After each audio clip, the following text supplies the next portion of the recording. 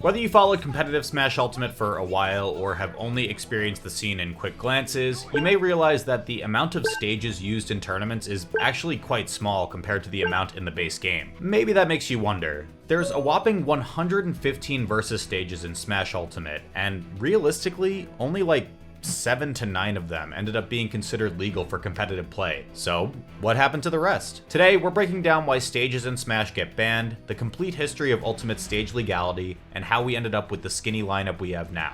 And make sure you watch until the end, because you may be shocked by what actually used to be tournament legal. Unlike most fighting games, stages in Smash Bros. Have the next biggest impact on the match after selecting a character. What makes a stage good and legal for competitive play has been redefined throughout history though. This can be attributed to the lack of stages without hazards, needing more stages to play on, stages that promote degenerate gameplay, and just sometimes straight up changing how Smash as a game will be played. So let's break down the rules on what makes a stage considered legal for competitive play and look into why these rules were even established in the first place. As mentioned, stages that have hazards can easily affect the flow of a match. This can range from KOing players to putting players in a heavy disadvantage state just for trying to avoid them. A good and obvious example of this would be the fan favorite stage Gamer, where 5V will cause a ruckus and easily KO opponents, or make players put themselves in awkward situations that create overtly advantageous positions for their opponents. Thankfully in Smash Ultimate though, we do have the option to toggle these hazards off, meaning a ton of stages can potentially become legal with these removed. Stages where you can walk into the blast zone at any point of the match are not used in competitive play either. This is for multiple reasons. Smash is a game built around recoveries, and offstage play is a key dynamic to how the game is played. But this alone isn't really enough to justify the removal of these stages. The real reason, and the biggest reason most of these rules further down the line exist, is that it promotes degenerative gameplay and potentially stops players from engaging entirely. You would think camping around the edge of a walk-off towards the blast zone would put you in a bad position, but it's actually quite the opposite. Camping around this area of a stage is an incredibly strong strategy, potentially giving the player easy access to taking unreasonably early stocks, which meant approaching opponents near the edges was disadvantageous for most characters who attempted to do so. Now, the key word here is permanent. There have been stages in the past that have been or currently still are in other games legal that have had walk-offs present in one way or another. Delfino Plaza was used in early Smash Wii U and is sometimes still used as a counterpick in the current competitive brawl scene.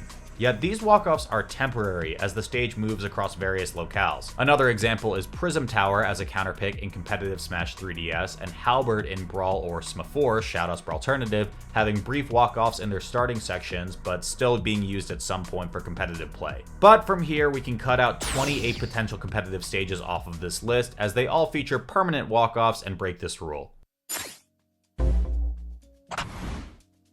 Another aspect of many stages some may overlook when it comes to complicating matches is walls. Now, when we say walls here, we are implying they are on the stage itself, like the right side of Corneria, which used to be legal in Melee. Not walls that go down to the blast zone like Yoshi's Story, a core legal stage in Melee to this day, or walls made by characters, like Steve. Walls add new factors into the fray, such as teching against them to live for longer, which could lead to players camping between the opponent and the wall to stay alive and extend the game time. It can also allow characters access to easier infinites and high damage combos that they normally couldn't do without those walls present. Though that's kind of fine depending on who you ask, and if it's bad and accessible enough like wobbling in Melee, you can just ban the strategy, but whatever. The former, about how powerful having a wall to stop potential KOs, is a good enough reason though to ban permanent walls due to it changing the core aspects of advantage state and clearly giving an advantage to whichever player finds the stage positioning first. Once again, encouraging players not to engage. Let's chop off another 17 stages with this in place. If you've played Smash quite a bit, you may have heard the term Cave of Life before. As best defined by the Smash Wiki, a Cave of Life is an unofficial term for an enclosed area in a stage where characters can survive to much higher percentages than usual. These locations have an impassable platform above the area and can contain other walls, which allow characters to tech and survive potentially fatal blows. Even without teching, characters will bounce off the ceiling, which absorbs some of the knockback and allows the character to survive longer than usual.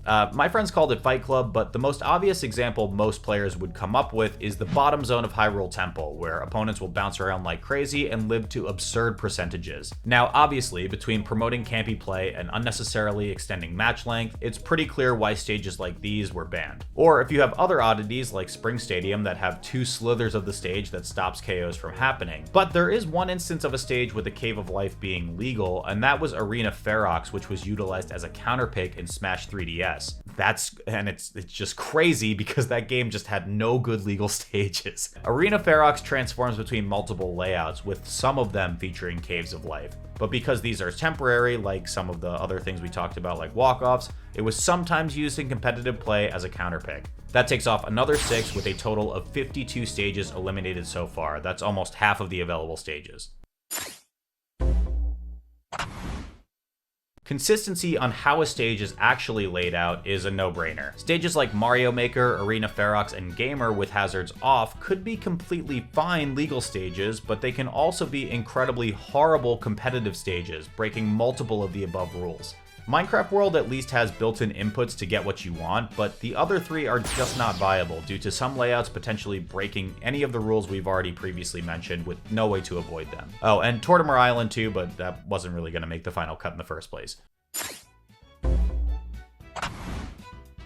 This rule covers stages in the past like Icicle Mountain in Melee and Rumble Falls in Brawl, where how the stage functions can completely change the dynamic of play.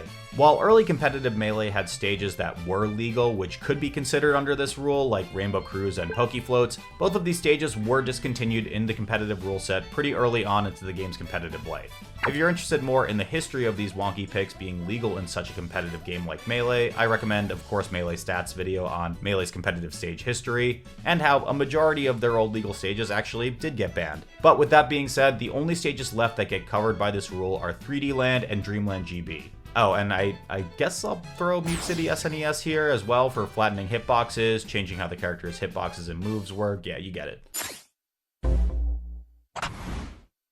The last rule covers stages that grant characters the ability to make matchups just straight up impossible. This can come in the form of circle camping, or just an ability to camp to the point where an opponent can't feasibly do anything about it, aka the stage is too big and makes running away practically guaranteed as a strategy. Imagine if Sonic got to choose Great Cave Offensive, hit you a single time, and then run away for the entire match. You will never catch him, nor would it be that fun to play. Another example is camping but in the vertical direction. Infamously in Smash 64, Hyrule Castle got banned after Super Boomfan camped up on the top platform as Kirby for almost an hour. There also wasn't a timer at this time in Smash 64, which made this much, much worse. There were also examples in Smash Wii U of players vertically camping the tree on Duck Hunt, specifically against bad characters with bad vertical mobility like Little Mac. You can camp the edge of Jungle Japes and use the water to get to the other side, or bait the opponent into thinking you'll do that. You can camp the bottom platform of Magic Hand. You can stand on the outer cloud of Super Happy Tree. There are just a lot of stages that promote this kind of play. Also, just as an FYI, in the older titles, there was potential for really degenerate chain grabbing, such as King Dedede in Brawl on Shadow Moses Island, but that's not really an issue in Ultimate. Another strategy that can warrant bans is sharking, a strategy most infamously done by Brawl Meta Knight, where an opponent is attacking from the underside of a stage relatively safely. This is mainly a broken strategy on stages with semi-soft platforms like Halberd, where you can only go past through the base platform from the bottom, meaning Meta Knight was able to shark and recover without going to the ledge, while still safely pressuring an opponent with little to no drawbacks. Also, Meta Knight is just really good. Meta Knight is everything. Now, you may be thinking to yourself, but Walt, Meta Knight isn't like his Brawl version, so why would this be an issue now? Well, one, Meta Knight can still do this, but just to a lesser extent. And two, we now have an infinite flying killer robot and a funny block guy who can find lagless landings with up special. So yeah, no thank you, let's take those out. And with that, we can wipe out a whopping 22 stages due to circle camping and 9 from sharking. Some of these stages do have multiple rule-breaking things about them, but this is just where I decided to put them. That's still a lot of stages based on what I said in the intro, and with just how many factors go into competitive Ultimate with its massive roster, This many stages is honestly too much of a hassle just for matchup knowledge alone. Now, that doesn't 100% justify removing stages, but I think it's a valid concern as a competitor. At a quick glance, you can already see some problems with the list, thankfully. There seems to be a lot of repeats in this format, and certain formats can benefit certain characters, so we don't want to favor one archetype over another if we can. Also, some repeat layouts just don't function the same. The platform heights and blast zones can be slightly different, making matchups even more difficult to understand on a micro level. So with all that being said, just because something didn't break the already established rules here and can potentially be used as a legal stage does not mean it's necessarily a good one for competition. But with that also being said, there are still stages in here that do not work. Let's start with the obvious ones that feel like they're issues. Delfino Plaza and Mario Circuit are constantly breaking the rules, just not permanently. But when every layout on these location moving stages have some sort of issue going on, these stages are just not that good competitively. The next two categories though may seem a bit less obvious. First is visual obstruction. One of the core aspects of not just Smash but any fighting game is the ability to clearly understand you and your opponent's actions. Those actions define the core gameplay loop of this type of genre. Visual clarity is just straight up a necessity. If a stage messes with a player's ability to tell what an opponent is doing or has rough accessibility issues, it should be considered unusable for competitive play. The worst offender here is Umbral Clock Tower. There is just so much visual noise going on in the background and it is highly distracting. It's also the biggest offender on literally giving people motion sickness out of any stage in Ultimate. Another, most unfortunately, is Northern Cave, a completely fine and actually really strong counterpick otherwise. Between the overall dark lighting and overly distracting visuals, this stage has been considered by many to mess with the ability to understand what is actually going on in a match. Lastly in this section is the Cloud Sea of Alrest. This one is a little bit different from the other two though. Instead of distracting backgrounds, this stage has a, well, as the name implies, a literal cloud sea that covers visual indicators on players' recoveries. The only other stage here that has some sort of issue in this category is actually Fountain of Dreams. You may recognize this stage as one of the core competitive stages for Melee, but in Ultimate it has one pretty glaring issue. You can actually drop frame rate in certain scenarios. Now, to some, this may seem like a non-issue, but Smash is a game about spacing your moves and precise inputs. If a player lost a big event by getting messed up by a stuttering frame rate, it would not bode too well in the community. So, with all of those out of the way, here are the remaining stages that could be deemed as viable for competitive play. 21 stages. Smash has never had something like this before. The stage list always felt so limiting, and the options most older games used were the only ones they had. But as we mentioned earlier, we don't really need all 21 stages. Ideally, each stage is serving a unique case for legality, or else what's even the point of playing on multiple stages? You also don't want too many of the same layout or the same blast zones, or else, like we said before, you'll give different archetypes of characters much better advantages than others. This is going to be a little bit unavoidable regardless, but minimizing it to some degree is going to make the meta the most competitive possible. So we can split the current stages that remain into 5 groups: tri-platforms, dual platforms, single platforms, new platforms, and unique. Let's look at each group and see which stages are not adding anything new to the pot. We currently have 4 tri-platforms in competitive rotation: Battlefield, Dreamland 64, Yoshi's Story, and Midgar. Now, they all may look relatively similar in execution at a glance, but each has their differences once you look at them under similar light. Battlefield is the quintessential stage in Smash. It's incredibly accessible due to having multiple variations on other stages, and being one of 3 stages mainly used in general online play. So it's fair to say that the other 3 need to be compared to Battlefield to be seen as unique. Midgar, when laid on top, looks like someone just scaled up everything by 10%. Its primary function is no different than Battlefield and might honestly promote circle camping due to its larger size. It isn't really worth keeping. Dreamland runs into a similar issue. Its blast zones are incredibly similar, and while its platforms are slightly different in position and size, it doesn't serve as a different enough function to Battlefield. Yoshi's Story though, now that looks like there is a notable difference. The base stage is smaller and has sloped edges. It has a wall that runs to the bottom of the blast zone, changing recovery options. The blast zones are a bit smaller, but the platforms are overall bigger and spread out differently. They even stick out slightly over the edge of the stage. This stage changes enough core aspects of how players play on it that it is unique to Battlefield in how it works, and you can see that exemplified best in Melee, even without Randall moving around. Next are the dual platforms, stages with 2 platforms at equal heights to each other. These are Small Battlefield, Pokemon Stadium 1, Pokemon Stadium 2, Unova Pokemon League, and Kalos Pokemon League. Obviously, PS1 and PS2 are very similar stages, and between some glitches and being closer in similarity to the rest of the field, PS1 isn't that necessary to keep around. Kalos' platforms, bigger blast zones, and walls to the bottom make it stand out as a very unique pick to the rest and worth keeping around. So that leaves us with Small Battlefield, PS2, and Unova, each a slight variation on each other. Unova definitely stands out as the most unique, with its jagged walls, slightly further platforms, and closer horizontal blast zone but taller ceiling. That being said, there is one thing that keeps Unova from being played in the current format, and it's lighting. Its overall dark visuals can make it tough to fight certain characters. Quick, tell me where you see Snake C4. This was a test the entire time. It has been literally right there the whole time. Small Battlefield and PS2 are just different enough to most players that both are usually run in tournaments, specifically due to PS2's length, so they both can join Kalos in the pool of unique stages.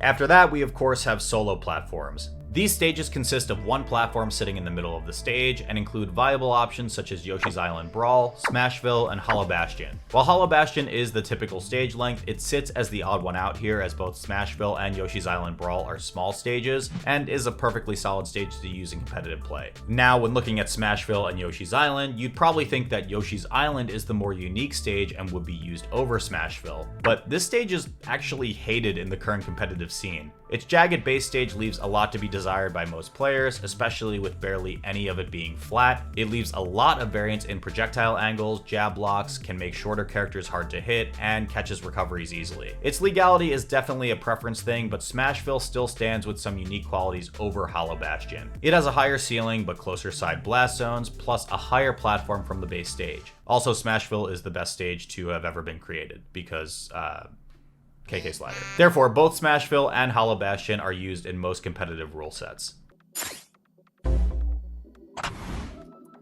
And lastly, we have the flat stages. No platform, just you and the ground. Final Destination, PictoChat 2, and Wily Castle. Now, while these stages can have different attributes with stage size, blast zones, and walls like everything else, they are all incredibly similar in functionality. The lack of platforms across the board here means the main game plan on these stages are essentially the same. You don't really need more than one to fulfill its niche, and Final Destination is the most accessible option. Between Omega Forms for those who need a visually quieter stage and either not having sloped ledges like PictoChat or immensely large blast zones like Castle, this is the perfect stage for this category.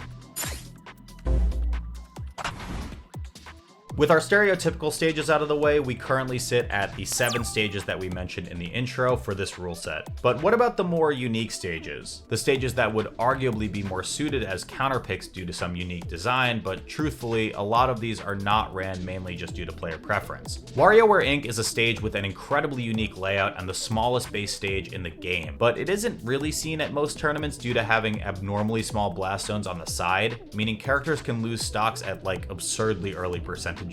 Players find this jarring compared to the normal flow of other stages and just prefer to not play on it. Castle Siege was another that was tested early on but deemed unfit for competitive play. Its asymmetrical size changed how players found advantage with stage control, and it had a slight visual bug where the camera could get blocked by a wall in the foreground and completely cover any side of the stage. Yggdrasil's altar seems perfectly legal at first glance, but has a bunch of smaller issues that just add up to it not being used. Between potential motion sickness from the background, potential stream and match VOD DMCA from the music, some platform layouts encouraging circle camping, and then just acting as Final Destination during the in-between spots, it kinda didn't feel like it was adding many positives to the current rule set and didn't see any use since its DLC release. While Frigate Orpheon didn't have a permanent wall, its transformation still leaves a bit much to be desired. Between the wall encouraging camping and slowing down the set, the ledge mechanics change each time the side of the stage transforms, and some asymmetry in the stage layout leading to another change in how stage control works, the stage wasn't deemed viable enough after early use in 2019. So now that leaves us with Town and City and Lilac Cruise.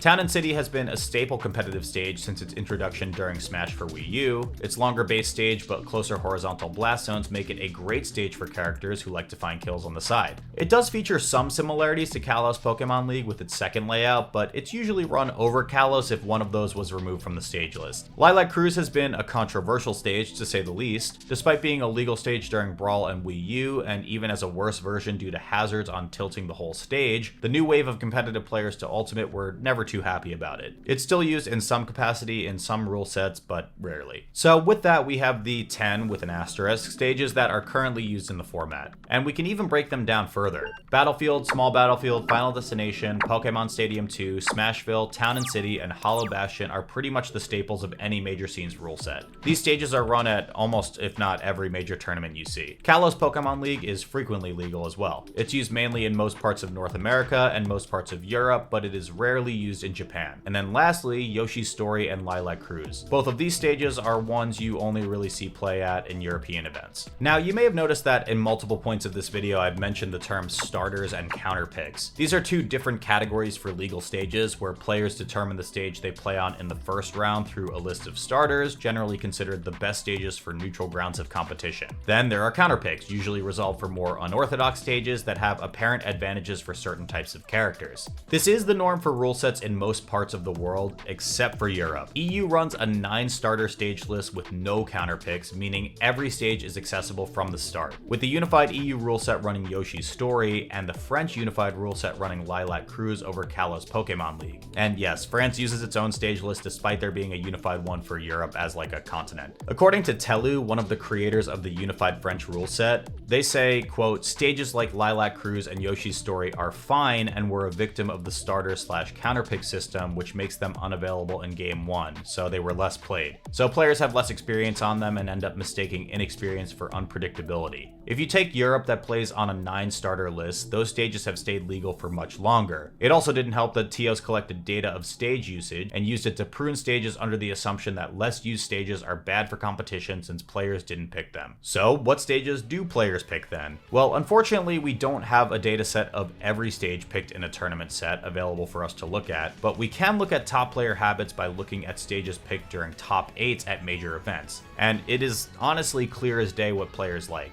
Dual platforms. For the past 2 years, Small Battlefield and Pokemon Stadium 2 were the most picked stages by far, with Small Battlefield taking over PS2 as the most common pick by 2%. After a rather large gap, the next pick stage is Hollow Bastion, Ultimate's last stage edition. It's a pretty popular pick, specifically in Japan. After another gap, the rest of the common competitive stages follow in a pretty tight group. Town and City with almost 7%, Battlefield with a little over 6%, FD with 5.5%, and lastly Smashville just shy of 5%. The rest of the stages here don't even break 1%, with Kalos getting a meager 0.75% despite being frequently legal in North America, and Yoshi's Story and Lilac Cruise even less so. Though those are more a product of only being legal in Europe. Oh, and there is one instance of Dreamland 64, because it used to be run at Mesuma Top tournaments, but they stopped running it entirely by the end of 2023. Smash Ultimate is coming up on 6 years of competition, and these stage lists are probably not changing, for better or for worse. At the end of the day, Smash is not designed to be a competitive fighter, and a hazards toggle is a genuine miracle to exist in this game. It's not like, say, the recently released Rivals of Aether 2, where every single stage is designed to be a competitive stage. Even in that game's like most ubiquitously hated stage, Hyperborean Harbor, it's still an incredibly unique and valid competitive stage that works in the context of the game. In Smash, you gotta take what you can get. Due to that hazard toggle, a bunch of new stages appeared to be usable, and these stage lists are curated over years of playing. But that's also kind of the beauty of something like this. There are so many potential usable stages in Ultimate for competitive play,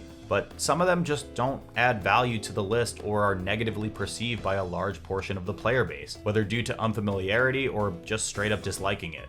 There's also still Hazards On, which hasn't even been utilized, which brings in unique layouts by giving Smashville and Town and City their moving platforms back. But this far into the game, what stages are used are, again, likely here to stay. This smaller pool simplifies competing into more of a interactive and knowledge-heavy game. And to be honest, the stage list is still one of the best Smash has had in any iteration. I mean, seriously, have you seen Smash 3DS's stage list? It's like so, oh my god, it's terrible! It's terrible! Hey, thank you guys so much for watching. I hope you enjoyed the video, and if you did, please make sure you subscribe and leave a like on the video. It really does mean a lot, and we're really trying to hit 20K by the end of the year because I just think that would be rad. Okay, that's it. Bye!